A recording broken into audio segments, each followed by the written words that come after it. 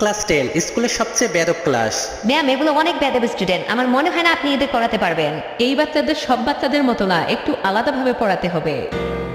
Hello বাচ্চারা, আমি তোমাদের নতুন টিচার মিস রিনা। আমরা আপনাকে রিনা ম্যাম বলে ডাকবো না, শুধু রিনা বলে ডাকবো। তুমি আমার অফিসে আসো, তোমার সাথে আমার কিছু কথা আছে। আমার বাবা মাকে ডাকতে বলবেন?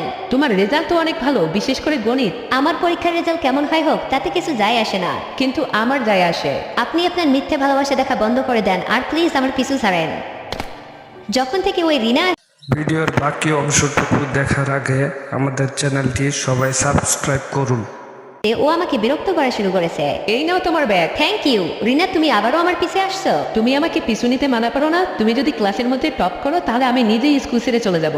ঠিক আছে, আমি তোমার শর্ত মেনে নিচ্ছি। রুমি দিনরাত পরিশ্রম করে ক্লাসের মধ্যে টপ রেজাল্ট করে। তুমি নিশ্চয়ই চিটিং করেছো, তুমি এত ভালো রেজাল্ট করতেই পারো না। রুমি কোনো চিটিং করেনি, ও সঠিকভাবে পরীক্ষা দিয়েছে। Congratulation my dear. শর্ত মোতাবেক রিনা ম্যাডাম স্কুল ছেড়ে চলে যেতে থাকে। ম্যাম প্লিজ আমাকে ছেড়ে চলে যাবেন না।